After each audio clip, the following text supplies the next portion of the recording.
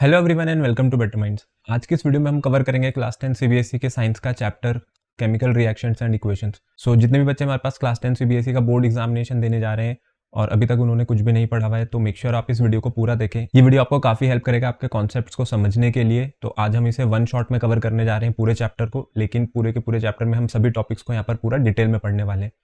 तो चलिए स्टार्ट करते हैं आज की इस वीडियो को। तो इस चैप्टर के सबसे पहले टॉपिक से स्टार्ट कर देते हैं, जो कि इस चैप्टर का नाम भी है, विच इज केमिकल रिएक्शंस।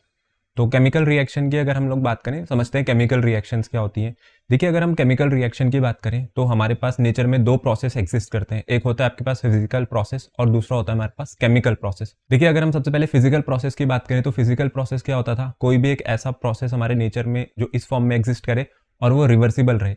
तो वैसे ही हमारे पास एक दूसरा प्रोसेस होता था जिसका नाम होता था केमिकल प्रोसेस। केमिकल प्रोसेस वो प्रोसेस हुआ करते थे जहां पर अगर एक बार चेंज आ गया है आपके किसी कंपोनेंट में तो उसको हम लोग रिवर्स नहीं कर सकते, और अगर आपको रिवर्स करना है तो आपको उसके लिए कोई ना कोई केमिकल मेथड का यूज करना पड़ेगा। सो जैसे फिजिकल प्रोसेस है वैसे केमिकल प्रोसेस हुआ करते थे, और केमिकल प्रोसेस को समझने के लिए हमें समझनी पड़ेगी यहाँ पर केमिकल रिएक्शंस।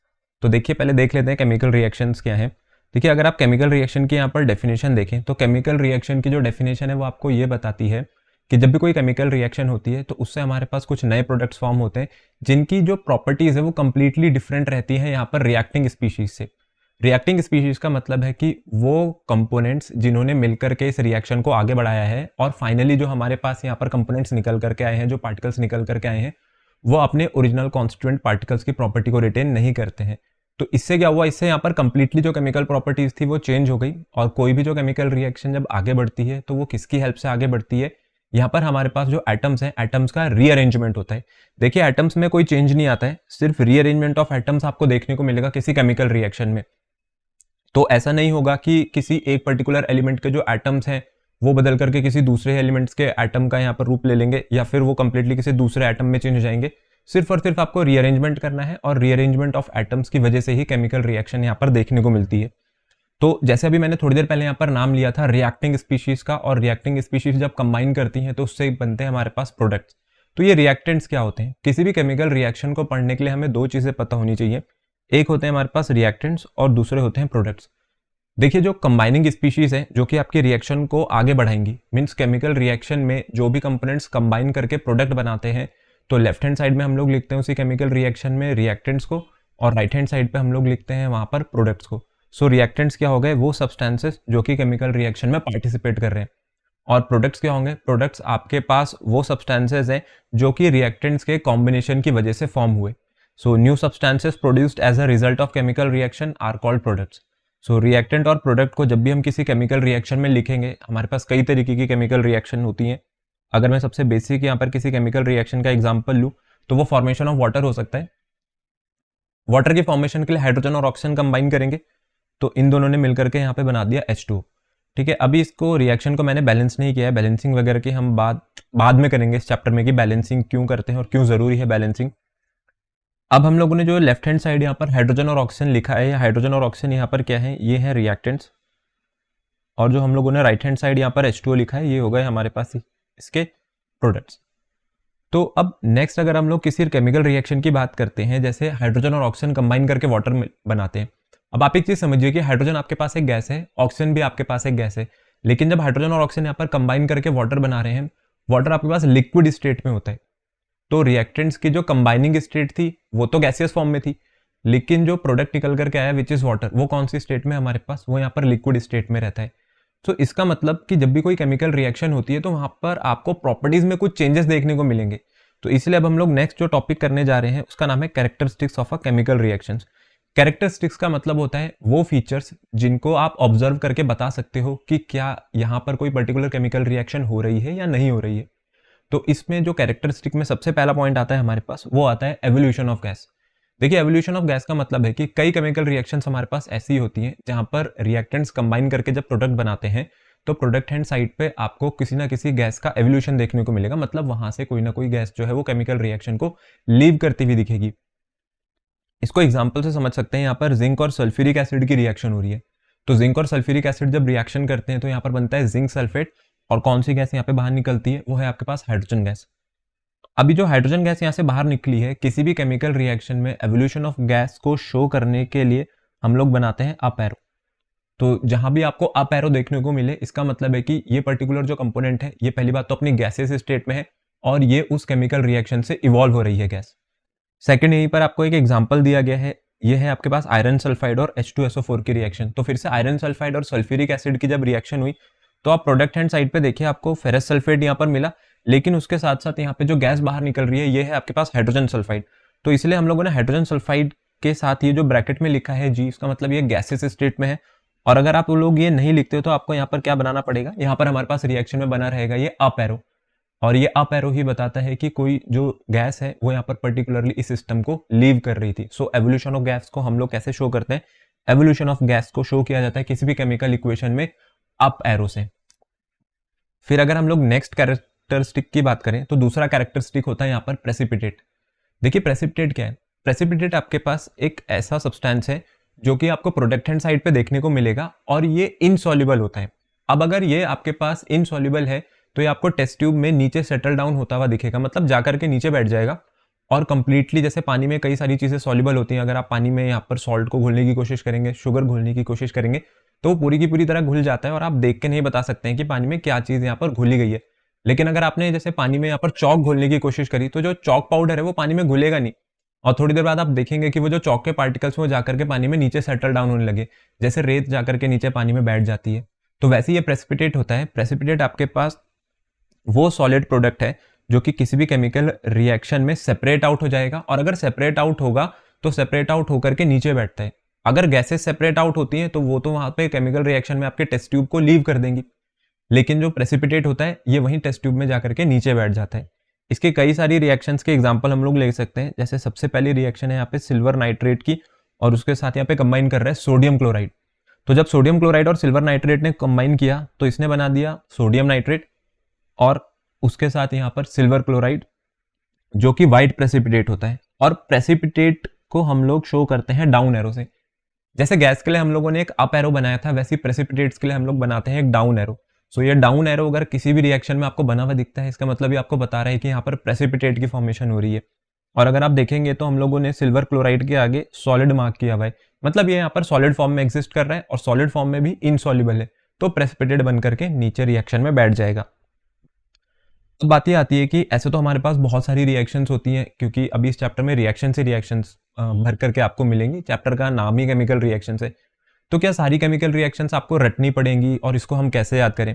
तो देखिए आपको सारी रिएक्शंस रटने की जरूरत नहीं है, लेकिन आपको केमिस्ट्री में कुछ हमारे पास बेसिक नॉलेज होता है जो कि होता है वैलेंसी और आयंस के ऊपर जो हम लोग चार्ज लगाते हैं वो कितना है। अगर आपको ये सब चीजें पता है तो आपको कोई भी केमिकल रिएक्शन रटने की जरूरत नहीं है। देखिए केमिकल रिएक्शन जब भी होती है ना, आप किसी भी केमिकल रिएक्शन का आयोनिक ब्रेकडाउन करके देखिए। मैं आपको इसी रिएक्शन के एग्जांपल से समझाता हूँ।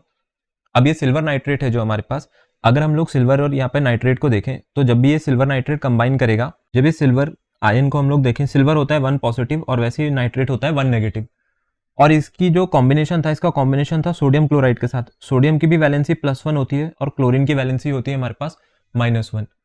तो यहां से अब ये जो Ag है, ये Ag जाकर के Cl के साथ कंबाइन करेगा, पॉजिटिव, पहले वाले का पॉजिटिव और अगले वाले का नेगेटिव आयन, और सिमिलरली पहले वाले का नेगेटिव आयन और दूसरे वाले का ये पॉजिटिव आयन, ये दोनों कंबाइन करके इस रिएक्शन में आगे प्रोडक्ट बनाएंगे। तो अगर हम लोग यहाँ पर सिल्वर के साथ क्लोरीन को कंबाइन करते हैं, अब दोनों की वैलेंसीज 1 है, एक की +1 और एक की -1, तो यहाँ से बन जाएगा AgCl, और दूसरी जो यहाँ पर सोडियम नाइट्रेट है, सोडियम की वैलेंसी +1 है और नाइट्रेट की वैलेंसी -1, तो दूसरा बन जाएगा आपके पास सोडियम नाइट्रेट। फिर रिएक्शन में आगे अगर आप देखेंगे कुछ चीज आप और नोटिस करेंगे तो इसमें क्या लिखा हुआ है, नीचे इनके कलर्स लिखे हुए हैं। तो देखिए कलर्स क्या होते हैं, किसी भी रिएक्शन की अगर आपको कंप्लीट इन्फॉर्मेशन देनी है, वहां पर हमें कई सारी चीजों का ध्यान देना है। सबसे पहले तो जो आपके पास रिएक्टेंट्स हैं वो कौन सी स्टेट में है, वो सॉलिड है, लिक्विड है, गैस है। उसके साथ क्या होता है कि कुछ रिएक्शंस में हमें कलर चेंज भी देखने को मिलता है, अभी उसकी भी आगे बात करेंगे जो चेंज इन कलर होता है। तो इसलिए हम लोग किसी भी केमिकल रिएक्शन में सारी की सारी चीजें शो करते हैं, कौन सी गैस बाहर निकल रही है, प्रेसिपिटेट बन रहा है, उसके साथ साथ इसका नाम क्या होगा कंपाउंड का और इसका कलर क्या है। तो किसी भी केमिकल रिएक्शन को बताने के लिए हमारे पास कई सारे कैरेक्टरिस्टिक्स होते हैं, जिसमें से हम लोगों ने जो दूसरा पढ़ा है वो है फॉर्मेशन ऑफ अ प्रेसिपिटेट। अब दूसरी अगर हम लोग रिएक्शन की बात करें, यह है फेरस सल्फेट और सोडियम हाइड्रोक्साइड की रिएक्शन। अब ये फेरस सल्फेट और सोडियम हाइड्रोक्साइड की जो रिएक्शन है, इससे इसने सोडियम सल्फेट बना दिया और दूसरी तरफ आपको मिल गया फेरस हाइड्रोक्साइड। अब इस रिएक्शन को भी अगर आप देखेंगे तो इसको भी आप आयोनिक ब्रेकडाउन करके याद कर सकते हैं। क्या करना है आपको, फिर से वही चीज, अगर मैं आपको बोलूं कि ये जो आयरन है, सल्फेट की वैलेंसी होती है -2 और आयरन की वैलेंसी यहाँ पर कितनी रही होगी, फिर आयरन यहाँ पे +2 में, क्योंकि आप देख सकते हैं कि SO4 को कोई चार्ज ट्रांसफर नहीं हुआ है आयरन की तरफ से, और ना ही आयरन को कोई चार्ज ट्रांसफर हुआ है सल्फेट की तरफ से। इसका मतलब दोनों ने, अगर सल्फेट की तो वैसे भी -2 होती है, तो आयरन को यहाँ पर अपनी +2 वैलेंसी लगानी पड़ी होगी। फिर उसके बाद अगर हम सोडियम हाइड्रोक्साइड को ब्रेक करें तो OH की वैलेंसी होती है -1 और सोडियम की हमारे पास वैलेंसी होती है +1। अब पहले वाले का पॉजिटिव और दूसरे वाले का नेगेटिव कंबाइन करते हैं। पहले वाले का जो पॉजिटिव आयन है आपके पास वो है हमारे पास Fe2 पॉजिटिव, और सेकंड साइड जो नेगेटिव आयन है वो है OH1 नेगेटिव। तो Fe का जो 2 है वो OH को चला जाएगा और OH का 1 Fe को आ जाएगा। तो फाइनली जो हमारे पास प्रोडक्ट निकल करके आएगा आयरन का, ये बन गया आपके पास ferrous hydroxide which is FeOH whole twice. और दूसरे यहाँ पर क्या बना था हमारे पास, दूसरा बना था सोडियम सल्फेट। सोडियम सल्फेट के लिए आप Na का +1 और सल्फेट की -2, तो जो सल्फेट का -2 है वो सोडियम को मिल जाएगा, तो इसलिए ये बन जाएगा Na2SO4। तो इस तरीके से जितनी भी आपके पास रिएक्शंस रहती हैं, इन सभी रिएक्शंस को आप याद रख सकते हैं ये आयनिक ब्रेकडाउन करके। इससे आपको रिएक्शंस हमेशा याद रहेंगे और कोई भी रिएक्शन आपको कभी रटनी नहीं पड़ेगी। नेक्स्ट रिएक्शन बेरियम क्लोराइड और डाइल्यूटेड H2SO4 की दे रखी है। अगर बेरियम क्लोराइड और डाइल्यूटेड H2SO4 की बात करें तो इसने बेरियम सल्फेट बना दिया, और ये जो बेरियम सल्फेट है आपके पास, ये बेरियम सल्फेट व्हाइट प्रेसिपिटेट है। तो इसको भी हम लोग अगर रिएक्शन में दिखाएंगे, और अगर हम लोग पीपीटी नहीं लिखना चाहते हैं तो हम लोग क्या करेंगे, हम लोग यहाँ पर एक डाउन एरो बनाएंगे। ये अप एरो यहाँ पर बन गया था, डाउन एरो हम लोग बनाएंगे। तो ये जो डाउन एरो है, इससे देख करके ही आगे सामने पता चल जाता है कि यहाँ पर ये प्रेसिपिटेट बना है। और सिमिलरली ऊपर हम लोगों ने जो फेरस हाइड्रोक्साइड बनाया था वो एक ग्रीन कलर का प्रेसिपिटेट होता है। इसकी भी प्रेसिपिटेट की फॉर्मेशन हम लोग यहाँ पर डाउनवर्ड एरो से शो करेंगे। फिर नेक्स्ट कैरेक्टरिस्टिक की बात कर लेते हैं। अभी थोड़ी देर पहले ही हम लोगों ने इसकी बात करी है, इससे जस्ट प्रीवियस जो रिएक्शन है, ये हमारे पास कैरेक्टरिस्टिक, ये है हमारे पास चेंज इन कलर। देखिए कोई भी रिएक्शन जब आगे बढ़ती है तो कई बार क्या होता है कि जो केमिकल रिएक्शन है उसमें हमें कुछ कलर चेंजेस देखने को मिलते हैं। सभी रिएक्शन में कलर चेंजेस इन्वॉल्व नहीं होते हैं, बट कलर चेंज होना भी एक कैरेक्टरिस्टिक फीचर ही है किसी भी केमिकल रिएक्शन का। अब इसमें आपको जो पहला एग्जांपल दे रखा है वो दे रखा है सिट्रिक एसिड और पर्पल कलर जो पोटेशियम परमैंगनेट सोल्यूशन है। देखिए आपके पास जो पोटेशियम परमैंगनेट है इसका फॉर्मूला होता है हमारे पास KMnO4। ठीक है, तो यहाँ पर ये जो KMnO4 है या जो पोटेशियम परमैंगनेट है, इसका अपना खुद का कैरेक्टरिस्टिक कलर होता है पर्पल, और जो सिट्रिक एसिड है जब ये इसके साथ रिएक्शन करता है तो वैसे इसका जो कलर है पर्पल से वो तुरंत कलरलेस हो जाएगा। जैसे ही आपने एक पर्पल कलर के KMnO4 में उठा करके सिट्रिक एसिड डाला, सिट्रिक एसिड डालते ही उसका जो पर्पल कलर है वो डीकलराइज हो जाएगा और पूरी की पूरी जो टेस्ट ट्यूब है वो एक कलरलेस या फिर ट्रांसपेरेंट सोल्यूशन बन जाएगी, जैसे कि हमारे पास वाटर होता है। अब दूसरी जो आपको रिएक्शन दे रखी है वो दे रखी है सल्फर डाइऑक्साइड और एसिडिफाइड पोटेशियम डाइक्रोमेट सोल्यूशन।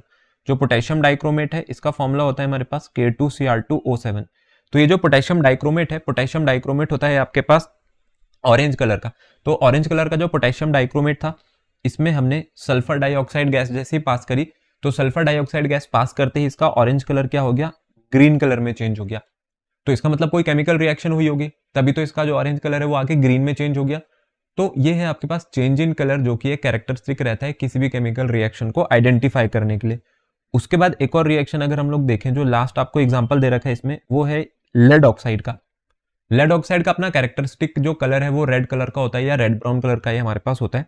अगर हम लोग लेड ऑक्साइड को हीट करते हैं तो लेड ऑक्साइड को हीट करने पे ये बन जाता है लेड मोनोऑक्साइड। और ये जो लेड मोनोऑक्साइड है इसका कलर कैसा है, अब लेड मोनोऑक्साइड का जो कलर है वो येलो कलर का है। तो आप देखेंगे कि ये जो लेड ऑक्साइड है जो कि रेड कलर का होता था, अब ये लेड मोनोऑक्साइड में बदल रहा है। इसलिए यहाँ पर क्या है, इसलिए यहाँ पर इसने येलो कलर शो किया। और उसके साथ साथ यहाँ पे एक गैस थी जो कि इवॉल्व हो गई, यहाँ से इस रिएक्शन को लीव करके चली गई यहाँ पर ऑक्सीजन गैस। तो अगर हम लोगों को यहाँ पर ऑक्सीजन गैस की इवोल्यूशन दिखानी है तो हम लोग यहाँ पर क्या बनाएंगे, एक अप एरो बनाएंगे। फिर इसके बाद नेक्स्ट आता है हमारे पास जो नेक्स्ट कैरेक्टरिस्टिक है वो है चेंज इन टेम्परेचर। देखिए टेम्परेचर चेंज जो है, टेम्परेचर चेंज आपको ज्यादातर रिएक्शंस में देखने को मिल जाएगा। जितनी भी हमारे पास रिएक्शंस होती हैं वहां पर किसी ना किसी लेवल पे आपको टेम्परेचर चेंज ऑब्जर्व करने को मिलेगा ही मिलेगा। दो तरीके से केमिकल रिएक्शन को ऑब्जर्व किया जा सकता है किसी चेंज इन टेम्परेचर पे। या तो हो सकता है कि आपकी जो केमिकल रिएक्शन है अगर वो आगे बढ़ रही है तो वो हीट एब्जॉर्ब कर रही होगी, और या फिर उसने हीट जो है वो रिजेक्ट कर दी होगी। तो अगर किसी रिएक्शन में आप देखते हैं कि कोई भी रिएक्शन जो कि हीट को एब्जॉर्ब करके आगे बढ़े, उसको हम कहते हैं एंडोथर्मिक रिएक्शन। तो एंडोथर्मिक रिएक्शन में क्या होता है, एंडोथर्मिक रिएक्शन में होता है आपके पास एब्जॉर्प्शन ऑफ एनर्जी। फिर जो दूसरी तरीके की रिएक्शन होती है आगे, जिसको भी हम आगे पढ़ेंगे, एक्सोथर्मिक रिएक्शन। एक्सोथर्मिक रिएक्शन में क्या होता है, जो एनर्जी है वो एनर्जी यहाँ पर जो आपकी केमिकल रिएक्शन है वो क्या करती है, इजेक्ट करती है। तो पहले वाले में एब्जॉर्प्शन ऑफ एनर्जी होता है और दूसरे वाले में यहाँ पर हो जाता है हमारे पास रेडिएशन ऑफ एनर्जी, और energy in the form of heat यहाँ पर रेडिएट और एब्जॉर्ब की जाती है। अब इसी एंडोथर्मिक का आपको सबसे पहला यहाँ पर एग्जांपल दे रखा है बेरियम क्लोराइड। सबसे पहला एग्जांपल जो दे रखा है वो है बेरियम हाइड्रोक्साइड और अमोनियम क्लोराइड। देखिए जब एंडोथर्मिक रिएक्शन होती है तो एंडोथर्मिक रिएक्शन के वक्त क्या होता है, जो आपकी टेस्ट ट्यूब है वो फाइनली ठंडी पड़ जाएगी। जैसे आप दो रिएक्टेंट्स एक दूसरे में मिलाएंगे उसके बाद जो टेस्ट ट्यूब है वो बाहर से आपको ठंडी फील होने लगेगी। उसके पीछे रीजन क्या है कि टेस्ट ट्यूब के आसपास की जितनी भी हीट थी, अगर हम किसी टेस्ट ट्यूब की बात करें तो इसके सराउंडिंग्स में जितनी भी हीट प्रेजेंट है ये रिएक्टेंट्स क्या करने लगेंगे, यहाँ से एब्जॉर्ब करने लगेंगे। तो जब इसने अपने सराउंडिंग की प्रेजेंट सारी हीट को एब्जॉर्ब कर लिया तो बाहर से जब आप इस टेस्ट ट्यूब को छुएंगे तो ये आपको ठंडी लगेगी। तो इसका मतलब ये कौन सी रिएक्शन है, ये एंडोथर्मिक रिएक्शन है। रिएक्शन ने आगे बढ़ने के लिए किस चीज का यूज किया, एब्जॉर्प्शन ऑफ हीट का। और एक्सोथर्मिक में ठीक रिवर्स होता है, जो टेस्ट ट्यूब है वो फाइनली गर्म हो जाएगी क्योंकि जो रिएक्टेंट्स थे, रिएक्टेंट्स ने कंबाइन होने के बाद यहाँ पर हीट को रिजेक्ट कर दिया या हीट रेडिएट कर दी, जिसकी वजह से वो टेस्ट ट्यूब जो है वो आपको गर्म देखने को मिलेगी। पहले जो इसमें आपको रिएक्शन दे रखी है उस रिएक्शन की अगर हम इक्वेशन लिखें तो बेरियम हाइड्रोक्साइड और जब इसके साथ कंबाइन करता है अमोनियम क्लोराइड तो ये दोनों मिलकर के बनाते हैं बेरियम क्लोराइड। अब आपको वही चीज पहले वाली चीज करनी है। अगर आप बेरियम हाइड्रोक्साइड को देखेंगे तो बेरियम यहाँ पर +2 में है और OH -1 में है, और अमोनियम क्लोराइड में क्लोरीन की वैलेंसी -1 होती है और अमोनियम की +1। तो प्रोडक्ट बनाते वक्त आपको क्या करना है, पहला वाला जो बेरियम 2 पॉजिटिव है उसको कंबाइन करा देना है Cl नेगेटिव के साथ। तो बेरियम का 2 Cl को मिल जाएगा, BaCl2 बन गया, और वैसे ही हमारे पास दूसरा बन जाएगा यहाँ पर NH4OH। अब NH4 भी 1 पॉजिटिव होता है, OH भी 1 नेगेटिव होता है, तो हम लोग इसमें कोई भी यहाँ पर इनके एटॉमिसिटी में चेंज नहीं करेंगे। NH4OH आपका अमोनियम हाइड्रोक्साइड है। लेकिन होता क्या है, इसके साथ साथ थोड़े बहुत अमाउंट में वाटर की भी फॉर्मेशन होती है और यहाँ पर कुछ अमाउंट में यहाँ से अमोनिया रिलीज होती है। क्योंकि अमोनिया एक गैस है और अगर हम लोगों को केमिकल इक्वेशन में गैस को शो करना है तो यहाँ पर हम लोग क्या बनाएंगे, यहाँ पर बनाएंगे एक अप एरो जो कि आपको बता रहा है कि यहाँ पे अमोनिया गैस भी रिलीज हो रही है। तो ये दो मेन कंपोनेंट्स होते हैं, बेरियम क्लोराइड और अमोनियम हाइड्रोक्साइड। अब क्योंकि ये जो रिएक्शन है, इस रिएक्शन में क्या हुआ, इस रिएक्शन में फाइनली जो हमारे पास प्रोडक्ट निकल कर के आए, प्रोडक्ट एंड साइड पे जब फॉर्मेशन होगी प्रोडक्ट की तो हम देखेंगे कि आपकी जो टेस्ट ट्यूब है वो ठंडी पड़ गई। इसका मतलब इस रिएक्शन ने हीट एक्सेप्ट करी है। तो हम लोग यहाँ पर क्या लगाएंगे, ये जो ट्राइंगल का साइन है ना, और वो भी रिएक्टेंट की साइड लगाया जा रहा है, ये आपको बता रहा है कि ये हीट क्या कर रहा है, एब्जॉर्ब कर रहा है। फिर आपको वैसे ही एक नेक्स्ट रिएक्शन दे रखी है और वो आपके पास एक बायोकेमिकल रिएक्शन जो कि फोटोसिंथेसिस है। अब फोटोसिंथेसिस में आपको पता होगा कि जो प्लांट्स होते हैं, प्लांट्स क्या करते हैं, कार्बन डाइऑक्साइड की मदद से यहाँ पर ग्लूकोज बनाते हैं। लेकिन जब कार्बन डाइऑक्साइड की मदद से उनको ग्लूकोज बनाना है उसके लिए एक बहुत एसेंशियल फैक्टर होता है विच इज सनलाइट। तो सनलाइट की प्रेजेंस में ही यहाँ पर CO2 को आगे कन्वर्ट किया जाता है ग्लूकोज में। तो सनलाइट आपकी क्या कर रही है, सनलाइट सबसे पहली बात तो यहाँ पर टेम्परेचर प्रोवाइड करके दे रही है प्लांट्स को, जो कि नेसेसरी रहता है ग्लूकोज की फॉर्मेशन के लिए। तो इसका मतलब ये ग्लूकोज की फॉर्मेशन भी एक ऐसी रिएक्शन हो गई, ग्लूकोज की फॉर्मेशन भी आपके पास एक एंडोथर्मिक रिएक्शन हो गई। फिर अगली जो रिएक्शन है, अगली रिएक्शन की हम लोग बात कर लेते हैं विच इज एक्सोथर्मिक रिएक्शन। अगर एंडोथर्मिक में हीट एब्जॉर्ब हुई है तो एक्सोथर्मिक में जो हीट है वो रेडिएट हो जाएगी। जो हीट है वो सिस्टम को यहाँ पर फाइनली लीव करके जा रही होगी जब प्रोडक्ट बन रहे होंगे। सो एक्सोथर्मिक रिएक्शंस में अब फिर से वही चीज की आप लोग एक चीज ध्यान रखिए कि केमिस्ट्री में जहां भी ट्राइंगल का साइन आएगा, ट्राइंगल का मतलब होता है हीट। तो एंडोथर्मिक रिएक्शंस में क्योंकि हीट एब्जॉर्ब हो रही थी इसलिए हम लोगों ने हीट को रिएक्टेंट साइड पे बनाया था। लेकिन एक्सोथर्मिक में जो हीट है वो क्या होगी, हीट यहाँ पर रिजेक्ट होगी। तो हीट को हम लोग किस साइड बनाएंगे, हीट को हम लोग बनाएंगे राइट हैंड साइड, मतलब प्रोडक्ट की साइड। तो इसीलिए हम लोगों ने यहाँ पर हीट एनर्जी लिखा है। और अगर आप पूरा हीट एनर्जी नहीं लिखना चाहते हैं तो आप क्या बना दीजिए, आप सिर्फ यहाँ पर एक ट्राइंगल बना दो। अगर सबसे पहली रिएक्शन की बात करें जो आपको एग्जांपल दे रखा है वो है कैल्शियम ऑक्साइड और वाटर का। तो जब कैल्शियम ऑक्साइड और वाटर रिएक्शन करते हैं तो यहाँ पर कैल्शियम हाइड्रोक्साइड फॉर्म होता है और कैल्शियम हाइड्रोक्साइड के साथ यहाँ पर काफी ज्यादा अमाउंट में हीट निकलती है। तो ये रिएक्शन ऐसी रिएक्शन है कि जिस भी कंटेनर में ये रिएक्शन हो रही होगी वो कंटेनर फाइनली गर्म हो जाएगा। क्यों, क्योंकि रिएक्टेंट्स ने रिएक्ट करने के बाद जो हीट थी उसको फाइनली यहाँ पर बाहर निकाल दिया। दूसरी रिएक्शन दे रखी है जिंक ग्रैन्यूल्स और डाइल्यूटेड सल्फ्यूरिक एसिड की। ये रिएक्शंस हम लोगों ने वैसे अभी सबसे पहले पढ़ी थी, जिंक और H2SO4। अगर जिंक और H2SO4 रिएक्शन करेंगे तो यहाँ पर बनेगा जिंक सल्फेट और हाइड्रोजन गैस यहाँ से बाहर निकलेगी। लेकिन जो फाइनली आपकी टेस्ट ट्यूब थी वो टेस्ट ट्यूब गर्म हो जाएगी। और अगर टेस्ट ट्यूब गर्म हो रही है तो ये बता रहे हैं कि ये जो आपके पास रिएक्शन है वो एक्सोथर्मिक नेचर की है, इसीलिए टेस्ट ट्यूब हमारे पास फाइनली गर्म हो गई। फिर थर्ड आपको रिएक्शन दे रखी है मैग्नीशियम का ऑक्सीडेशन। अगर मैग्नीशियम का हम लोग ऑक्सीडेशन करते हैं तो मैग्नीशियम को हीट करने पे यहाँ पर बनता है मैग्नीशियम ऑक्साइड। और अब आप देखिए कि ये जो मैग्नीशियम ऑक्साइड बना है, मैग्नीशियम ऑक्साइड के साथ हम लोगों ने राइट हैंड साइड पे लिखा है एनर्जी। तो ये एनर्जी कौन सी है? ये एनर्जी भी आपके पास हीट एनर्जी है और इसको भी हम लोग शो करेंगे ट्रायंगल से। सो एंडोथर्मिक में आपके पास हीट एब्जॉर्ब होती है, उसमें हम लोग ट्रायंगल बनाते हैं रिएक्टेंट साइड पे, और जो एक्सोथर्मिक है उसमें यहाँ पर जो हीट है वो रिजेक्ट कर जाती है या जो हीट है वो रेडिएट होती है, इसलिए हम लोग ट्रायंगल कहां पर बनाते हैं? प्रोडक्ट हैंड साइड पे। फिर इसके बाद जो फिफ्थ कैरेक्टरिस्टिक है, फिफ्थ कैरेक्टरिस्टिक आ रहा है आपके पास चेंज इन स्टेट। तो अभी जैसे एक एग्जांपल हम लोगों ने लिया था वाटर और ये वाटर की फॉर्मेशन का, तो वाटर की फॉर्मेशन के लिए हाइड्रोजन और ऑक्सीजन कंबाइन करते हैं तो वाटर बनता है। लेकिन हाइड्रोजन आपके पास गैसियस है, ऑक्सीजन भी आपके पास गैसियस है, लेकिन जो वाटर है वो क्या है? वो लिक्विड है। तो हमारे पास दोनों रिएक्टेंट्स तो गैसियस फॉर्म में थे, लेकिन जो प्रोडक्ट निकल करके आया वो प्रोडक्ट कैसा निकल करके आया? वो प्रोडक्ट निकल करके आया आपके पास लिक्विड फॉर्म में। तो जो प्रोडक्ट था, प्रोडक्ट ने अपने रिएक्टेंट्स की जो प्रॉपर्टीज थी उसको रिटेन नहीं किया, तो गैसेस कंबाइन करके लिक्विड बना गई। तो किस चीज में चेंज आ गया? स्टेट में चेंज आ गया। रिएक्टेंट्स की स्टेट गैसियस थी, बट जो आपके पास प्रोडक्ट है उसकी स्टेट यहां पर लिक्विड है। अगर हम लोग इसमें एक और एग्जांपल की बात करें तो जैसे ये है, सबसे पहला वो है आपके पास कैंडल वैक्स। अगर आप कैंडल वैक्स की बात करेंगे, जब भी किसी कैंडल को जलाया जाता है तो आप देखते हैं कि जो उसका वैक्स है पहले वो सॉलिड फॉर्म में रहता है, लेकिन धीरे धीरे जैसे जैसे कैंडल जलना शुरू करती है वो वैक्स क्या होता है? वो वैक्स अपना सॉलिड फॉर्म छोड़ करके लिक्विड में चेंज होता रहता है। और दूसरी चीज यहाँ पर क्या बनती है? गैस। अब ये जो गैस बन रही है किस वजह से बनती है? जब कैंडल जलाई जाती है तो ऑक्सीजन की हेल्प से उसका कंबशन हो रहा है, और जहां पर भी कंबशन होगा वहां पर CO2 रिलीज होती है, तो वो CO2 रिलीज होकर के एटमॉस्फेयर में जा रही है, और जो सॉलिड वैक्स था वो सॉलिड वैक्स मेल्ट होकर के वापस से अपने लिक्विड वैक्स की फॉर्म में आ गया। तो यहां पर भी क्या हुआ? यहां पर भी चेंज इन स्टेट देखने को मिला। सॉलिड वैक्स किस में चेंज हो गया? फाइनली लिक्विड वैक्स में। देखिए, अगर आप हम लोगों का स्टडी मटेरियल एक्सेस करना चाहते हैं तो उसके लिए आप हमारा टेलीग्राम ग्रुप ज्वाइन कर सकते हैं। इसका लिंक मैं नीचे डिस्क्रिप्शन में दे दूंगा। वहाँ टेलीग्राम ग्रुप ज्वाइन करके आप हमारा सभी स्टडी मटेरियल एक्सेस कर सकते हैं, जिसमें आपको नोट्स मिलेंगे सभी चैप्टर्स के, उसके साथ साथ उन्हीं चैप्टर्स के PYQs और वर्कशीट्स, जिनको सॉल्व करके आप बेटर परफॉर्म कर सकते हैं अपने बोर्ड एग्जामिनेशन में।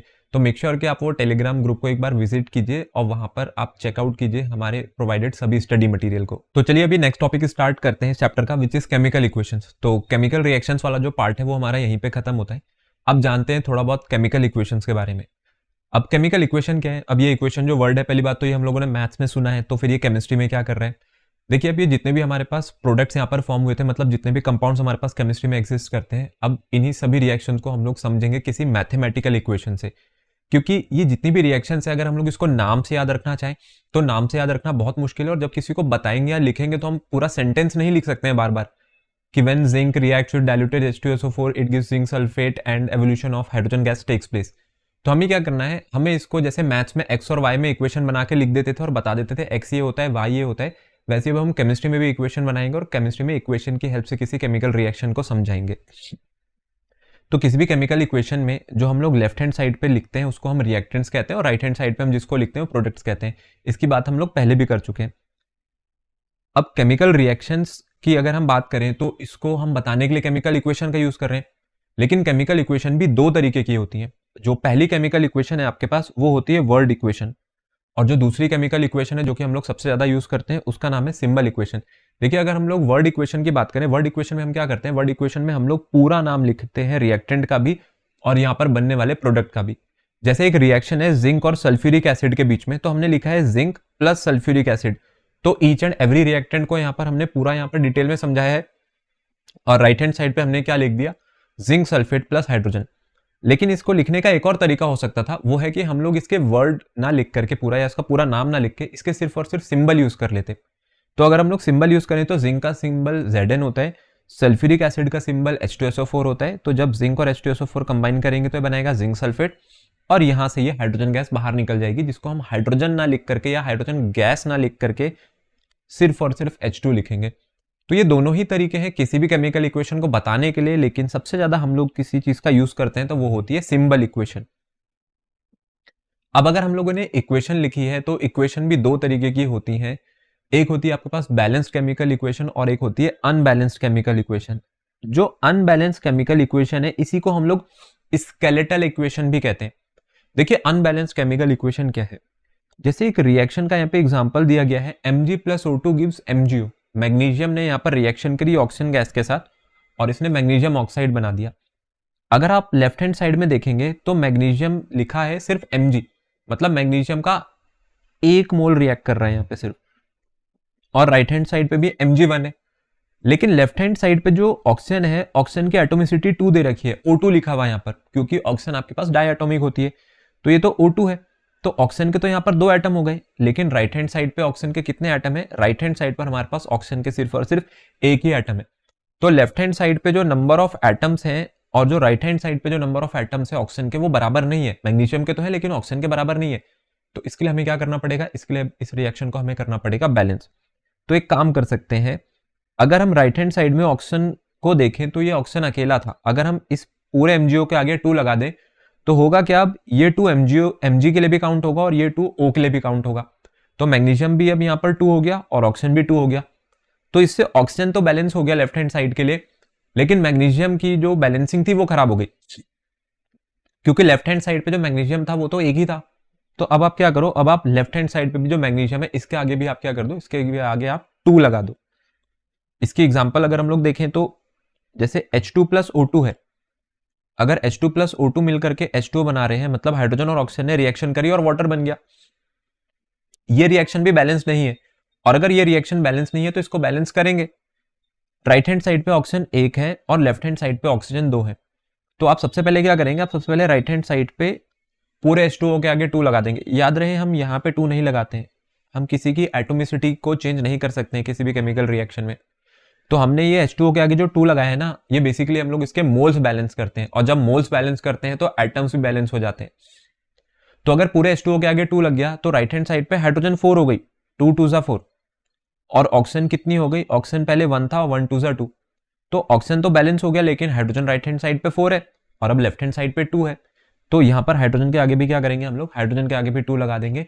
तो ये रिएक्शन भी हम लोगों ने यहाँ पर बैलेंस कर दी। तो अब जब हम लोग बैलेंसिंग कर ही रहे हैं किसी भी केमिकल इक्वेशन की, तो ये आपके सामने कुछ रूल्स लिखे हुए हैं किसी भी केमिकल इक्वेशन को बैलेंस करने के लिए। देखिए अगर मैं आपको शॉर्ट में समझाऊं तो हम लोग किसी भी केमिकल इक्वेशन को जब बैलेंस करते हैं तो सबसे पहले हम लोगों को लेफ्ट हैंड साइड पे और राइट हैंड साइड पे ईच एंड एवरी एलिमेंट के एटम्स को काउंट करना है। अगर वो इक्वल नहीं है तो उसको हम लोग इक्वल बनाएंगे। अब बैलेंसिंग के कई रूल हो सकते हैं, लेकिन जो आपके पास क्लास 10 CBSE NCERT के अकॉर्डिंग अगर हम लोग चले तो आपको सिर्फ और सिर्फ हिट एंड ट्रायल मेथड का यूज करके ही रिएक्शंस को बैलेंस करना है। बाकी इसके अलावा कई जो रूल्स हैं वो आप आगे जाकर के हायर क्लासेस में सीखेंगे। तो अगर हम लोग हिट एंड ट्रायल मेथड की बात करें तो हिट एंड ट्रायल मेथड यही था जो मैंने अभी आपको बताया, कि हम लोग एक एक एलिमेंट का एक एक एटम उठा करके दोनों साइड लेफ्ट और राइट हैंड साइड उसकी एटोमिसिटी में चेंज करके देखते हैं, और जिस भी नंबर से वो बैलेंस हो जाए उसी को हम लोग फाइनली इक्वेशन बना करके लिख देते हैं। तो ये होता है हमारे पास हिट एंड ट्रायल मेथड। जैसे रिएक्शन है H2 plus O2 gives H2O, अगर H2 plus O2 gives H2O था तो इसकी हम लोग बैलेंसिंग कर ही चुके हैं। हमने क्या करा था, राइट हैंड साइड पे भी यहाँ पर H2O के आगे 2 लगाया था और H2 के आगे भी 2 लगाया था। अब मैं आपको एक और अगर यहाँ पे एग्जांपल दूं, जैसे HCl की रिएक्शन हो रही है NaOH के साथ, तो ये बना देगा यहाँ पर NaCl प्लस H2O। तो क्या हमें सारी रिएक्शंस बैलेंस करनी है? जितनी भी केमिकल इक्वेशंस लिखी आती है क्या सभी को हमें बैलेंस करने की जरूरत पड़ेगी? देखिए ऐसा नहीं होता है कि आपको सारी रिएक्शंस बैलेंस करने की जरूरत पड़े। लेफ्ट हैंड साइड के HCl और NaOH को देखते हैं। अगर लेफ्ट हैंड साइड पे हाइड्रोजन के एटम हम काउंट करें तो यहाँ पर हाइड्रोजन के 2 एटम है और राइट हैंड साइड पे भी हाइड्रोजन के 2 एटम आ रहे हैं। लेफ्ट हैंड साइड पे क्लोरीन 1 है, राइट हैंड साइड पे क्लोरीन 1 है। लेफ्ट हैंड साइड पे सोडियम अकेला है, यहाँ भी सोडियम 1 है, और ऑक्सीजन 1 है, तो राइट हैंड साइड पे भी ऑक्सीजन 1 है। तो इसका मतलब ये जो केमिकल इक्वेशन है पहले से ही बैलेंस फॉर्म में है, इसको आपको जबरदस्ती बैलेंस नहीं करना है। तो ऐसी बहुत सी रिएक्शंस होती हैं जिसमें हो सकता है कि हम लोगों को बैलेंसिंग जरूरत ना पड़े, तो पहले आपको चेक करना है कि वो रिएक्शन बैलेंस है या नहीं है, और नहीं है तो हम लोग उसको बैलेंस करेंगे। बिना देखे किसी भी रिएक्शन को आप बैलेंस करना नहीं शुरू करेंगे। फिर नेक्स्ट आता है हमारे पास एक टॉपिक जिसका नाम है limitations of chemical equations and their rectifications. देखिए किसी भी केमिकल इक्वेशन की लिमिटेशन का मतलब है कि केमिकल इक्वेशन में हम लोग सिर्फ और सिर्फ क्या दिखा रहे हैं, रिएक्टेंट लिख दिए हम लोगों ने लेफ्ट हैंड साइड में, प्रोडक्ट लिख दिए, लेकिन इसकी वजह से क्या होता है, बहुत सी ऐसी इंफॉर्मेशन है किसी केमिकल रिएक्शन की जो कि छिपी रह जाती है। अगर उसकी बात करें कि वो क्या इंफॉर्मेशन हो सकती है, देखिए सबसे पहले तो ये है कि we do not get any information about the physical state of reactants and products. कहने का मतलब ये अगर मैं सिर्फ ऐसे लिख के छोड़ दूं H2 plus O2 gives H2O, तो हमें कैसे पता चलेगा H2 और O2 जो यहाँ पर कंबाइन कर रहे थे गैसियस थे, और जो H2O फॉर्म हुआ वो लिक्विड है, हो सकता है वो भी गैसियस ही रहा हो, क्योंकि जो वाटर है वो तो वाटर भी होता है और वाटर वेपर भी होता है। अगर वाटर है तो लिक्विड है और वाटर वेपर है तो गैस है। इसका मतलब ये है कि हम लोगों को उसके आगे उसकी स्टेट मेंशन करना भी जरूरी है किसी केमिकल इक्वेशन में। फिर दूसरा है no information about the concentration of reactants and product is obtained. देखिए अब ये होता है कि जो भी केमिकल इक्वेशन है, हम लोग ने केमिकल इक्वेशन लिखा कि हाइड्रोजन और ऑक्सीजन कंबाइन करके वाटर बना रही है, लेकिन कितनी हाइड्रोजन कंबाइन कर रही है, कितनी ऑक्सीजन कंबाइन कर रही है और कितना वाटर बन रहा है, इसके बारे में केमिकल इक्वेशन हमें नहीं बता सकती है। और ना ही आपको कोई केमिकल इक्वेशन ये बता सकती है कि किसी भी रिएक्शन का आगे बढ़ने का जो रेट है वो क्या है, मतलब किस तेजी से यहाँ पर रिएक्टेंट्स आगे प्रोडक्ट में कन्वर्ट हो रहे हैं। फिर रिएक्शन को आगे बढ़ाने के लिए जो फेवरेबल कंडीशंस चाहिए वो भी यहाँ पर मेंशन होनी जरूरी है। तो ऐसा तो नहीं होता है कि आप हाइड्रोजन का एक सिलेंडर लेकर के आए मार्केट से और ऑक्सीजन का सिलेंडर लेकर के आए और दोनों को अगर हमने कनेक्ट कर दिया तो वाटर बनना शुरू हो जाएगा। देखिए ऐसा नहीं होता है। वाटर बनाने के लिए हमारे पास कुछ फेवरेबल कंडीशंस है, मतलब कुछ एग्जैक्ट हमें टेम्परेचर सेलेक्ट करना पड़ेगा, वही एग्जैक्ट हमें प्रेशर सेलेक्ट करना पड़ेगा, तभी हाइड्रोजन और ऑक्सीजन कंबाइन करके आगे वाटर बना रहे होंगे। तो ये कंडीशंस भी तो हमें मेंशन करनी पड़ेगी ना किसी रिएक्शन में, नहीं तो सामने वाले को कैसे पता चलेगा कि जिस तरीके से मैंने उस प्रोडक्ट को बनाया है आप भी उसी तरीके से उस प्रोडक्ट को बनाओ। तो ये होती है आपके पास फेवरेबल कंडीशन, और इन्हीं फेवरेबल कंडीशंस को मेंशन करना जरूरी हो जाता है किसी केमिकल इक्वेशन में। फिर उसके बाद लिखा है we do not get information whether energy is absorbed और इवॉल्व ड्यूरिंग द रिएक्शन। अगर किसी केमिकल इक्वेशन को हम लोग देखें तो वो केमिकल इक्वेशन दो तरीके की रिएक्शन की हो सकती है, वो एंडोथर्मिक की भी हो सकती है, वो एक्सोथर्मिक की भी हो सकती है। एंडोथर्मिक में हीट एब्जॉर्ब हुई है, एक्सोथर्मिक में हीट रिजेक्ट हुई है। इसीलिए किसी भी केमिकल इक्वेशन को लिखते वक्त लेफ्ट हैंड साइड पे अगर हम लोग प्लस हीट बनाते हैं तो इससे पता चलता है एंडो, और राइट हैंड साइड पे अगर प्लस ट्राइंगल या प्लस हीट बनाते हैं तो इससे पता चलता है वो एक्सो है। फिर कई रिएक्शंस हमारे पास नेचर में ऐसी होती हैं जो कि रिवर्सिबल नेचर की होती हैं। मोस्टली जो रिएक्शंस हो आपको इरिवर्सिबल ही देखने को मिलेंगी, बहुत रेयर हमारे पास रिएक्शंस है जो रिवर्सिबल है। तो वो भी तो आपको शो करना पड़ेगा ना कि ये जो रिएक्शन है ये रिवर्सिबल है, इरिवर्सिबल है। और उसके साथ साथ यहाँ पर किसी भी रिएक्शन को करते वक्त जो भी वहां पर प्रिकॉशंस लेने हैं, जो कि नेसेसरी प्रिकॉशंस है, वो किसी भी केमिकल इक्वेशन में हम लोगों को नहीं दिए हुए होते हैं। तो ये कुछ लिमिटेशंस हैं जो कि केमिकल इक्वेशन में रहती है। इसलिए जब हम किसी केमिकल इक्वेशन को लिखते हैं तो कोशिश करते हैं कि ये जो मैक्सिमम लिमिटेशंस है इसको हम यहाँ से कट कर सके। तो इसीलिए अब क्या किया जाता है, अब आप देखिए कि जो फिजिकल स्टेट है वो भी मेंशन कर दी। जैसे पहला एग्जांपल है कैल्शियम हाइड्रोक्साइड और CO2। कैल्शियम हाइड्रोक्साइड एक्वस है, मतलब इसका हम लोगों ने वाटर का सोल्यूशन लिया है, और CO2 यहाँ पर गैसियस है। तो जो कैल्शियम कार्बोनेट बन के आया वो सॉलिड फॉर्म में था और वाटर जो यहाँ से बाहर निकला वो लिक्विड फॉर्म में है। अगली रिएक्शन जो यहाँ पर दी गई है वो है मीथेन का कंबशन। तो अभी हमने थोड़ी देर पहले बात करी थी ना कि हम लोगों को एंडोथर्मिक और एक्सोथर्मिक बताना है, तो कैसे बताएंगे, हीट की हेल्प से। तो हम लोगों ने राइट हैंड साइड पे लिख दिया यहाँ पर हीट एनर्जी। अभी जो हीट एनर्जी है, हीट एनर्जी को हम लोग किससे डिनोट करते हैं, यहाँ पर ट्रायंगल से। तो अगर राइट हैंड साइड पे ट्रायंगल बना है इसका मतलब ये जो रिएक्शन है एक्सोथर्मिक है, यहाँ से हीट इवॉल्व हो रही है। फिर नेसेसरी जो कंडीशंस है, नेसेसरी कंडीशंस में हमारे पास कैटलिस्ट आ सकता है, टेम्परेचर आ सकता है, प्रेशर आ सकता है। तो आप देखिए एरो के ऊपर हमने यहाँ पर ट्रायंगल का साइन बनाया है, मतलब इस रिएक्शन को आगे बढ़ाने के लिए हीट की जरूरत है। और ये जो MnO2 लिखा है, ये MnO2 क्या है, ये MnO2 हो गया इस रिएक्शन में हमारे पास कैटलिस्ट। अब ये कैटलिस्ट क्या होते हैं, देखिए कैटलिस्ट का मतलब है कोई भी एक ऐसा सब्सटेंस जो कि आपके रिएक्शन के रेट को बढ़ाने के काम है। मतलब ये देखिए वैसे रेट ऑफ रिएक्शन को बढ़ाते भी हैं और कुछ कुछ जगह पे कम भी करते हैं। तो मींस जो कैटलिस्ट है वो कोई भी एक ऐसा सब्सटेंस हो सकता है जो कि रेट ऑफ रिएक्शन को ऑल्टर कर सके, बट ये रिएक्शन में एक्चुअली पार्टिसिपेट नहीं करता है। मींस प्रोडक्ट हैंड साइड पे आपको इस MnO2 की कोई इन्वॉल्वमेंट नहीं दिखेगी। आप खुद देख लीजिए क्या राइट हैंड साइड पे आपको कोई भी ऐसा प्रोडक्ट दिख रहा है जो कि मैंगनीज के रिलेटेड हो, तो मैंगनीज से रिलेटेड कोई प्रोडक्ट हमें राइट हैंड साइड पे नहीं देखने को मिल रहा है। इसका मतलब MnO2 ने प्रोडक्ट फॉर्मेशन में पार्टिसिपेट नहीं किया है, सिर्फ और सिर्फ इस रिएक्शन के रेट को यहां पर बढ़ाया है। तो यहां पर हमारे पास जो केमिकल इक्वेशंस का टॉपिक है वो खत्म होता है, और नेक्स्ट टॉपिक है आपके पास अब types of chemical reactions. So type of chemical reactions की बात कर लेते हैं कि ये जो केमिकल रिएक्शंस है कितने तरीके की होती हैं। देखिए हमारे पास 4 तरीके की मेन केमिकल रिएक्शंस जो अभी हमें पढ़नी है, उसमें है कॉम्बिनेशन, डिकम्पोजिशन, डिस्प्लेसमेंट और डबल डिस्प्लेसमेंट। ये जो फिफ्थ आपके पास ऑक्सीडेशन एंड रिडक्शन रिएक्शंस आया है, बेसिकली हमारे पास रिडॉक्स रिएक्शंस होती हैं। तो इसकी बात हम कंप्लीटली आखिरी में करेंगे कि रिडॉक्स रिएक्शंस क्या होती है। तो सबसे पहले शुरू करते हैं यहाँ पर कॉम्बिनेशन रिएक्शन से कि ये कॉम्बिनेशन रिएक्शंस क्या हैं आपके पास। देखिए कॉम्बिनेशन जैसा कि नाम है, कॉम्बिनेशन का मतलब होता है दो चीजें कंबाइन करके कोई तीसरी चीज बना देंगी, या 3 चीजें होंगी उसने कुछ अलग यहाँ पे चीजें बना दी। तो जैसा इसका नाम है वैसी इसकी रिएक्शन है। कॉम्बिनेशन रिएक्शन में क्या होता है कि आपने बोला कि मेरे पास कोई दो रिएक्टेंट्स हैं ए और बी, और ये दोनों कंबाइन करे और इन दोनों ने कंबाइन करके यहाँ पर आगे बना दिया सी और डी। तो जैसा मैंने लिखा कि A plus B gives C plus D, तो अब ये ए प्लस बी क्या है, ये ए प्लस बी आपके पास रिएक्टेंट्स हैं और सी प्लस डी यहाँ पर क्या है, सी प्लस डी आपके पास प्रोडक्ट्स हैं। तो कॉम्बिनेशन रिएक्शन में क्या होता है, कॉम्बिनेशन रिएक्शन में हमारे पास जो रिएक्टेंट्स रहते हैं, रिएक्टेंट्स कंबाइन करके जब प्रोडक्ट बनाते हैं तो प्रोडक्ट हमें कंप्लीटली डिफरेंट देखने को मिलते हैं यहाँ पर रिएक्टेंट से, जो कि ऑब्वियसली बात है केमिकल रिएक्शन में कभी भी ऐसा नहीं होता है कि जो प्रोडक्ट की प्रॉपर्टी है वो यहाँ पर रिएक्टेंट से मैच करेगी। एग्जाम्पल से समझेंगे तो बेटर समझ आएगा। अगर एग्जाम्पल की हम लोग बात करें तो सोडियम और क्लोरीन यहाँ पर रिएक्शन कर रही है। जैसे सोडियम और क्लोरीन ने रिएक्शन करी तो ये Na था और इधर क्या लिखा हम लोगों ने Cl2, तो A plus B gives C, ये है आपके पास OC। तो ये जो C कंपोनेंट है इसमें क्या हुआ, इसमें सोडियम और क्लोरीन कंबाइन कर गए। पहले सोडियम अलग था और क्लोरीन अलग था।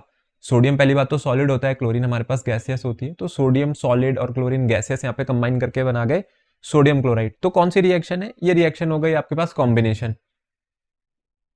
फिर कैल्शियम ऑक्साइड और वाटर की रिएक्शन है। अब जैसे ये कैल्शियम ऑक्साइड और वाटर की रिएक्शन आपको दे रखी है, तो कैल्शियम ऑक्साइड और वाटर जब कंबाइन करते हैं तो ये बनाते हैं कैल्शियम हाइड्रोक्साइड। तो फिर से यही हुआ, A प्लस बी गिव्स सी।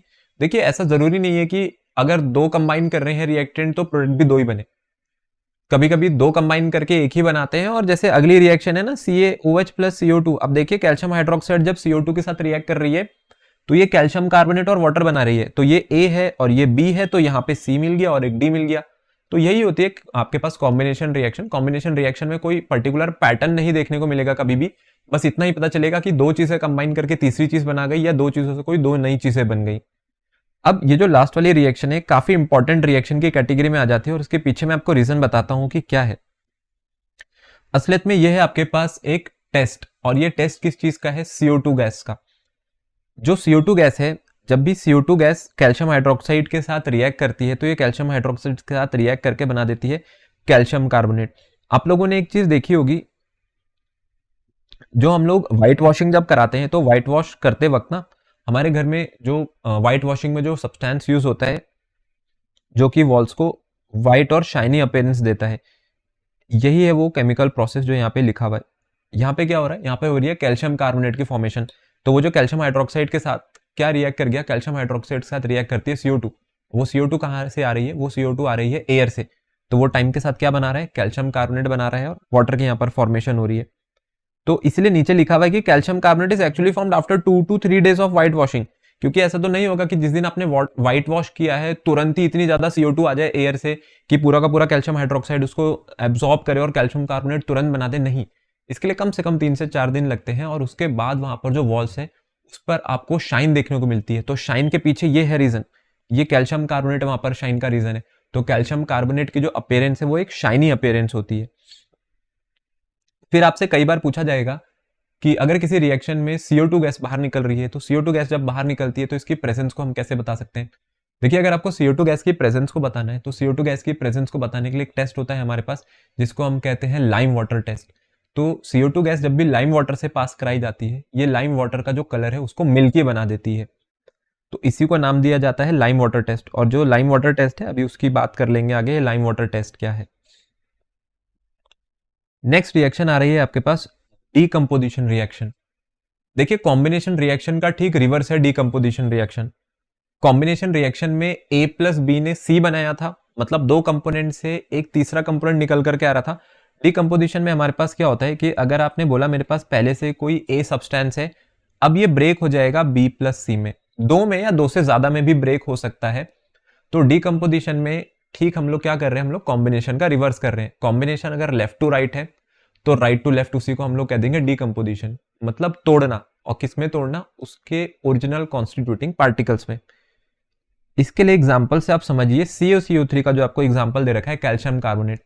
तो कैल्शियम कार्बोनेट का जब थर्मल डीकंपोजिशन किया जाता है, थर्मल डीकंपोजिशन का मतलब है हीट की हेल्प से हम कैल्शियम कार्बोनेट को यहां पर तोड़ने की कोशिश कर रहे हैं और कैल्शियम ऑक्साइड और CO2 बनते हैं। तो कैल्शियम कार्बोनेट का जब भी थर्मल डीकंपोजिशन किया जाता है तो वहां से कैल्शियम ऑक्साइड बनता है और CO2 बाहर निकलती है। अभी आपको जो CO2 दे रखी है, ये CO2 यहाँ पर गैस बन के बाहर निकलेगी स्टेप्स ट्यूब से। तो हम कैसे बता सकते हैं कि CO2 की ही एवोल्यूशन हो रही है, CO2 का ही फॉर्मेशन हो रहा है। CO2 के लिए एक टेस्ट होता है, इसको हम कहते हैं ब्रिस्क एफरवेसेंस टेस्ट।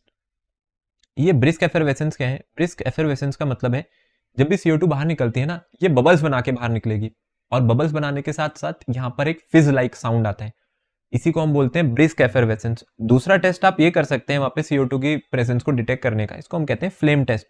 आप क्या कीजिए, आप माचिस की तीली जलाइए और टेस्ट ट्यूब के आगे अगर आप ले जाते हैं तो आप देखेंगे कि वो जो माचिस की तीली थी वो यहाँ पर बुझ जाएगी, क्योंकि CO2 एक ऐसी गैस है जो कि कंबशन को सपोर्ट नहीं करती है। तो CO2 की प्रेजेंस डिटेक्ट करने के लिए दो टेस्ट है, एक है ब्रिस्क एफरवेसेंस और एक है हमारे पास फ्लेम टेस्ट। फिर इसी डिकम्पोजिशन में हम लोग अगर दूसरी रिएक्शन की बात करें, नीचे आपको दे रखा है सिल्वर क्लोराइड का डिकम्पोजिशन, लेकिन इस बार अगर आप डिकम्पोजिशन पे नजर मारेंगे तो डिकम्पोजिशन लाइट की हेल्प से हो रहा है। पिछली बार हीट की हेल्प से हुआ था तो थर्मल डिकम्पोजिशन, इस बार लाइट की हेल्प से हो रहा है तो फोटोकेमिकल डिकम्पोजिशन। तो इसने बना दिया सिल्वर और क्लोरीन गैस यहाँ से अलग हो गई, तो सिल्वर क्लोराइड ने अपने दोनों कंपोनेंट अलग कर दिए, सिल्वर अलग कर दिया, क्लोरीन अलग कर दिया। ये रिएक्शन कई बार पूछी जाती है, इसको आपको ध्यान रखना है कि जो सिल्वर क्लोराइड है ना, सिल्वर क्लोराइड को हम लोग यूज करते हैं फोटोग्राफी में, जो ब्लैक एंड व्हाइट फोटोग्राफी है, ब्लैक एंड व्हाइट फोटोग्राफी में यहाँ पर यूज किया जाता है सिल्वर क्लोराइड। और उसके नीचे यहाँ पर रिएक्शन दे रखी है सिल्वर ब्रोमाइड की, तो सिल्वर ब्रोमाइड का भी हम लोग फोटो केमिकल डिकम्पोजिशन करते हैं, और फोटो केमिकल डिकम्पोजिशन होने पर सिल्वर अलग हो गया और ब्रोमीन अलग हो गई। तो सिल्वर क्लोराइड और सिल्वर ब्रोमाइड हमारे पास दो ऐसे सब्सटेंसेस हैं जिनको मेनली पहले बहुत ज्यादा यूज किया जाता था ब्लैक एंड व्हाइट फोटोग्राफी में। अब उसके बाद आ जाते हैं हम लोग जो थर्ड टाइप ऑफ रिएक्शन है, विच इज डिस्प्लेसमेंट रिएक्शंस। देखिए डिस्प्लेसमेंट क्या है, अब डिस्प्लेसमेंट का मतलब है कि किसी को उसकी जगह से हटा करके उसकी जगह ले लेना, डिस्प्लेस कर देना। तो केमिकल रिएक्शंस में डिस्प्लेसमेंट कैसे हो रहा होगा? देखिए केमिकल रिएक्शंस में जो डिस्प्लेसमेंट होता है उसमें अगर आप इसको देखें कि जैसे मैं एक रिएक्शन आपके सामने लिखूं AB + C, तो एक काम करते हैं, मान लेते हैं कि C जाकर के यहां पर A की जगह ले लेगा, ठीक है। अगर C ने A को रिप्लेस कर दिया तो राइट हैंड साइड पे हमें क्या लिखना चाहिए? अब जहां पर A लिखा है वहां पर C लिखेंगे, मतलब CB, और यहां से A क्या हो गया, A यहां से बाहर आ गया। इसको कहते हैं डिस्प्लेसमेंट। तो एक सिंगल सब्सटेंस था जिसने जाकर के एक सिंगल सब्सटेंस को उसकी जगह से हटाया और उसकी जगह के लेके एक नया प्रोडक्ट बना दिया। जबकि ऐसा नहीं होता है, क्योंकि केमिकल रिएक्शन में तो एक्चुअली रीअरेंजमेंट होना है एटम्स का, वहां पर तो पूरा एक केमिकल प्रोसीजर समझ रहा होगा, ये पूरा प्रोसीजर चल रहा होगा। ये सिर्फ आपको समझाने के लिए और आपकी समझ के लिए कि कैसे आप इसको बिल्कुल सिंपल वे में याद रख सकते हैं। रिएक्शन दी गई है नीचे कॉपर सल्फेट की जिंक के साथ। देखिए कॉपर सल्फेट और जिंक है जैसे आपके पास, तो अब क्या होगा कि हमें कैसे पता चलेगा कि जिंक सल्फेट को रिप्लेस करेगा या जिंक कॉपर को रिप्लेस करेगा? जो लाइक सब्सटेंसेस हैं वही एक दूसरे को रिप्लेस करते हैं। कॉपर एक मेटल है, जिंक भी एक मेटल है, तो जिंक की रिप्लेसमेंट हो जाएगी कॉपर से, तो CuSO4 अब कन्वर्ट हो जाएगा ZnSO4 में, जिंक सल्फेट बन गया, कॉपर यहां से बाहर निकल गया।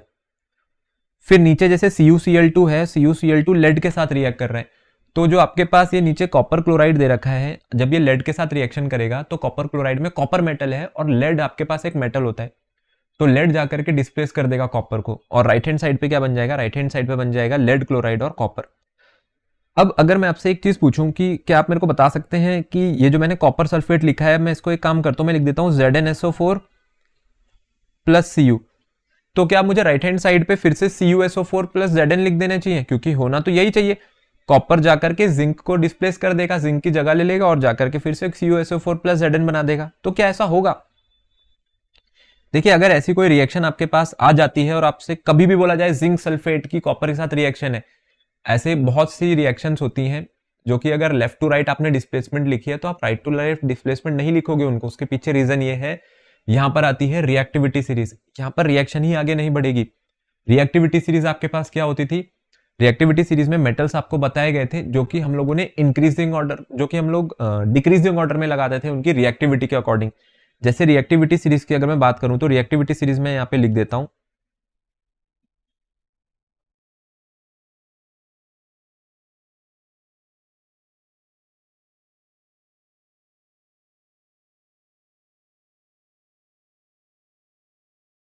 ये लिखिए आपके सामने रिएक्टिविटी सीरीज। सबसे ऊपर आ रहा है potassium, sodium, calcium, magnesium, aluminium, zinc, iron, tin, lead, hydrogen, copper, mercury, silver और गोल्ड। तो ये जो रिएक्टिविटी सीरीज है, इस रिएक्टिविटी सीरीज में जो सबसे ऊपर रखा हुआ है ना मेटल, विच इज पोटेशियम, ये मोस्ट रिएक्टिव है। तो सबसे ज्यादा रिएक्टिव पोटेशियम है और सबसे नीचे हम लोगों ने इसमें गोल्ड रखा हुआ है, ये गोल्ड यहां पर लीस्ट रिएक्टिव है। अब इसको याद रखने का तरीका क्या होता है, देखिए कई लोगों को इसका शायद ये वाला मेथड पता भी होगा। इसको हम लोग सिंपल एक इससे स्टेटमेंट से याद रखते हैं कि केदारनाथ का माली आलू जरा फीका सा पकाता है, और उसके बाद जो नीचे दे रखा है आपको कॉपर, मरकरी, सिल्वर और गोल्ड, वो आप ऐसे अलग से याद रख सकते हैं। अब यहां पर रिएक्शन में क्या हो रहा था, पहले जिंक को कॉपर को डिस्प्लेस करना है। अगर जिंक को कॉपर को डिस्प्लेस करना है, आप देखिए जिंक रिएक्टिविटी में कॉपर से ऊपर आता है, तो जिंक अगर रिएक्टिविटी में कॉपर से ऊपर है तो इसका मतलब जिंक कॉपर को डिस्प्लेस कर सकता है उसके सॉल्ट में से। लेकिन उसके बाद जो हमने रिएक्शन लिखी ना, वहां पर कॉपर को जाना है जिंक के पास उसको डिस्प्लेस करने के लिए। कॉपर जब जिंक को डिस्प्लेस करने जाएगा वो नहीं कर पाएगा, क्योंकि जिंक ज्यादा रिएक्टिव है और कॉपर कम रिएक्टिव है, तो इसलिए कॉपर जिंक को डिस्प्लेस नहीं कर पाएगा और इसीलिए ये रिएक्शन आगे नहीं बढ़ेगी। तो मेक श्योर आप इस रिएक्टिविटी सीरीज को जरूर ध्यान रखें, इसको जरूर याद करें, क्योंकि यही आपको हेल्प करेगी किसी भी रिएक्शन को बताने के लिए कि वहां पर रिएक्शन पॉसिबल है भी या नहीं है। बिना देखे हम लोग कहीं भी डिस्प्लेसमेंट रिएक्शन नहीं लगा देंगे। फिर डिस्प्लेसमेंट रिएक्शन का ही एक टाइप आ गया आपके पास अब ये, इसका नाम होता है डबल डिस्प्लेसमेंट रिएक्शन। देखिए डबल डिस्प्लेसमेंट रिएक्शन क्या है, पिछली बार जो डिस्प्लेस करने पार्टिकल आ रहा था या जो सब्स्टिट्यूएंट आपके पास था डिस्प्लेस करने के लिए वो अकेला था, इस बार दो होंगे। तो रिएक्टेंट में कॉपर है, सल्फेट है, और दूसरे रिएक्टेंट में हाइड्रोजन और सल्फाइड है। तो आपको क्या करना है, डबल डिस्प्लेसमेंट में फिर से वही चीज आप चूज कर लो, पॉजिटिव पॉजिटिव के साथ जगह बदलते हैं और वैसे ही नेगेटिव नेगेटिव के साथ जगह बदलेंगे। कॉपर आयन पॉजिटिव होता है और वैसे ही हाइड्रोजन आयन भी पॉजिटिव होता है, तो कॉपर और ये जो हाइड्रोजन है हम लोग क्या करेंगे, हम लोग इसकी जगह बदल देंगे। तो कॉपर की जगह हाइड्रोजन आ गया, तो सल्फेट के साथ हाइड्रोजन आ जाएगी, तो क्या बनेगा H2SO4 सल्फ्यूरिक एसिड। और जो सल्फाइड था, सल्फाइड के साथ जब कॉपर आ जाएगा तो वो क्या बना देगा, कॉपर सल्फाइड। सिमिलरली जो AgNO3 और NaCl की रिएक्शन दे रखी है, इसमें Ag मेटल है तो Na भी मेटल है, तो AgNO3 था तो अब बन जाएगा NaNO3, और NaCl जो था Na की जगह Ag आ जाएगा तो वो बन जाएगा AgCl।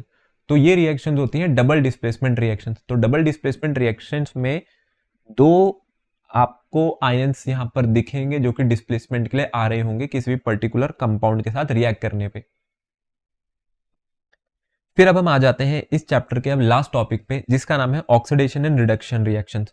देखिए ऑक्सीडेशन एंड रिडक्शन रिएक्शंस क्या है।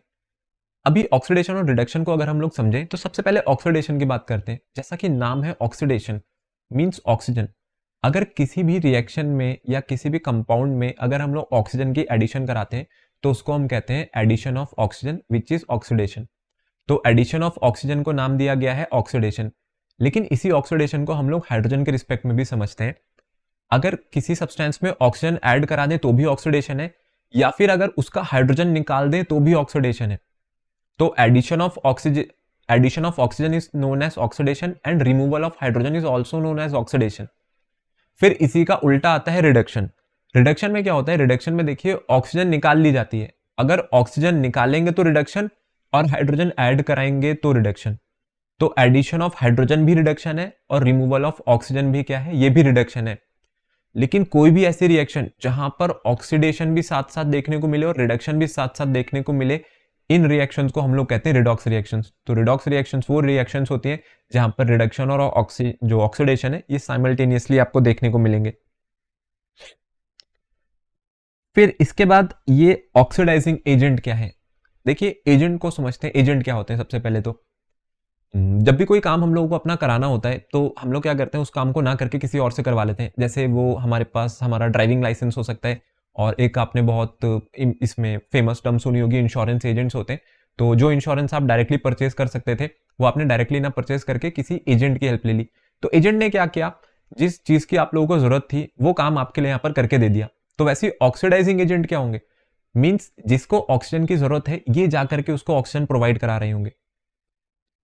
ठीक है, तो जिसको भी ऑक्सीजन की जरूरत है ये जाकर के उसको ऑक्सीजन प्रोवाइड करा रहे होंगे। या मैं आपको सबसे सिंपल चीज इसकी बताऊं कि किसी भी रिएक्शन में अगर आपको ऑक्सीडाइजिंग एजेंट पहचानना हो तो जिसका रिडक्शन होता है वो ऑक्सीडाइजिंग एजेंट होता है, और जिसका ऑक्सीडेशन होता है वो रिड्यूसिंग एजेंट होता है। ठीक है, ठीक उल्टा, ऑक्सीडेशन हुआ जिसका वो रिड्यूसिंग एजेंट है, और जिसका रिडक्शन हुआ है वो आपके पास ऑक्सीडाइजिंग एजेंट है। आगे एग्जाम्पल से समझेंगे और बेटर समझ में आएगा। तो रिड्यूसिंग एजेंट की भी अगर हम बात करें तो रिड्यूसिंग एजेंट आपके पास क्या होगा, जो हाइड्रोजन दे रहा होगा। ऑक्सीडाइजिंग एजेंट ऑक्सीजन दे रहा है तो वैसे रिड्यूसिंग एजेंट हाइड्रोजन दे रहा होगा, तो जिसने हाइड्रोजन दे दी वो रिड्यूसिंग एजेंट है। ठीक है, और या फिर आपके पास कोई भी एक ऐसा एजेंट जो कि ऑक्सीजन निकाल करके लिया है, ठीक उल्टा कह दे, जो ऑक्सीजन निकाल रहा है वो भी आपके पास रिड्यूसिंग एजेंट है और जो हाइड्रोजन दे रहा है वो भी आपके पास रिड्यूसिंग एजेंट है। तो अगर इसको हम रिएक्शन से समझे, किसी भी एक रिएक्शन को यहाँ पर एग्जांपल ले सकते हैं ऑक्सीडेशन रिडक्शन के लिए। एक रिएक्शन लिखते हैं which is Cu plus H2O। हम कहते हैं कॉपर और वाटर ने यहाँ पर रिएक्शन करके बना दिया CuO प्लस H2। ये कैसी रिएक्शन है हमारे पास? ये रिएक्शन हो गई आपके पास एक displacement reaction, single displacement reaction. तो लेफ्ट हैंड साइड में जो कॉपर है उसको राइट हैंड साइड के कॉपर से मिलाएंगे, मींस कॉपर को कॉपर ऑक्साइड से मिलाना पड़ेगा। फिर जो लेफ्ट हैंड साइड पे हाइड्रोजन है उसको हम लोग मिलाएंगे राइट हैंड साइड की यहाँ पर हाइड्रोजन से। तो हाइड्रोजन टू हाइड्रोजन चल देते हैं और वैसे ही कॉपर टू कॉपर चल देते हैं। तो आप देखिए कि लेफ्ट हैंड साइड में कॉपर अकेला है, लेकिन राइट हैंड साइड में कॉपर के पास ऑक्सीजन आ गई। तो पहले तो कॉपर पे ऑक्सीजन नहीं थी, अब तो कॉपर पे ऑक्सीजन आ गई। तो इसका मतलब ये क्या है हमारे पास? ये है ऑक्सीडेशन का प्रोसेस, ये ऑक्सीडेशन हो रहा है। फिर नीचे हम लोगों ने लिखा है H2O। तो पहले H2O में हाइड्रोजन के पास ऑक्सीजन थी, लेकिन राइट हैंड साइड पे जो हाइड्रोजन है वो अकेला रह गया, उसके पास ऑक्सीजन यहाँ पर नहीं है। तो H2O से H2 बन गया, उसकी ऑक्सीजन चली गई, तो इसी को अब हम लोग नाम देंगे रिडक्शन का। तो पहले ऑक्सीडेशन हो रहा था, तो दूसरे वाले हाफ में क्या हो गया? दूसरे वाले हाफ में हो गया रिडक्शन। तो अगर आपको लिखना है ऑक्सीडेशन किसका हुआ है, आप लिखेंगे Cu का हुआ है ऑक्सीडेशन, Cu ऑक्सीडाइज हो गया, और वैसे जो H2O था, H2O आपके पास यहां पर रिड्यूस हो गया, इसका रिडक्शन हुआ है। अगली चीज आपसे क्या पूछेंगे इसमें? अगली चीज पूछेंगे हमें बता दो ऑक्सीडाइजिंग एजेंट कौन सा है, रिड्यूसिंग एजेंट कौन सा है। तो मैंने आपको कहा था जिसका ऑक्सीडेशन होता है वो रिड्यूसिंग एजेंट है। तो किसका ऑक्सीडेशन हुआ? Cu का। तो Cu कौन सा एजेंट हो गया हमारे पास? ये हो गया रिड्यूसिंग एजेंट। और वैसे ही आपके पास जो H2O है, क्योंकि H2O रिड्यूस हुआ है, तो H2O कौन सा एजेंट हो गया? ये हो गया ऑक्सीडाइजिंग एजेंट। तो सबसे सिंपल है इसको पहचानना। अगर आप इस तरीके से याद रखेंगे तो आप कभी गलती नहीं करेंगे। डेफिनेशन पे अगर जाएंगे तो डेफिनेशन कई बच्चों के लिए कंफ्यूजिंग हो जाती है। डेफिनेशन से भी मैं आपको समझा देता हूं। ऑक्सीडाइजिंग एजेंट क्या होंगे? जो ऑक्सीजन प्रोवाइड कराएंगे। तो ऑक्सीजन वही तो प्रोवाइड कराएगा जिसपे ऑक्सीजन थी। यहां पर H2O में H2 के पास O है, ये अपना O Cu को दे रहा है, तो ये क्या हो गया आपके पास? Oxidising agent. फिर हम लोगों ने बोला था रिड्यूसिंग एजेंट क्या होंगे? रिड्यूसिंग एजेंट वो होंगे जो हाइड्रोजन प्रोवाइड कराएंगे, या तो हाइड्रोजन प्रोवाइड कराएंगे या ऑक्सीजन निकाल करके लाएंगे। तो Cu पे ऑक्सीजन नहीं है। अगर इसको उल्टा देखें तो Cu ने क्या करा? Cu ने क्या? H2O की O जो ऑक्सीजन है वो निकाल रही। तो इसलिए यहाँ पर जो कॉपर था ये क्या हो गया था आपके पास? कॉपर हो गया था आपके पास एक रिड्यूसिंग एजेंट। तो ऐसी कई रिएक्शंस हमारे पास होती हैं जहां पर ये ऑक्सीडाइजिंग एजेंट और रिड्यूसिंग एजेंट बनते हैं, और आपसे ये कई बार एग्जाम में पूछी भी जाती हैं। तो आप ऐसी सभी रिएक्शंस की प्रैक्टिस जरूर करके रखिए, क्योंकि सबसे ज्यादा जो क्वेश्चंस है वो यहाँ से रिडॉक्स रिएक्शंस में इन्हीं इक्वेशन से पूछे जाते हैं। सो आई होप आपको ये वीडियो पसंद आया होगा, और आप हमारा इस चैप्टर का जो नेक्स्ट वीडियो है वो जरूर देखें, जिसमें हम इस चैप्टर के कवर करेंगे यहाँ पर PYQs और कुछ इंपॉर्टेंट क्वेश्चन जो कि आपके बोर्ड एग्जामिनेशन के लिए जरूरी हो सकते हैं। चलिए जल्दी मिलते हैं हमारी एक नेक्स्ट वीडियो में।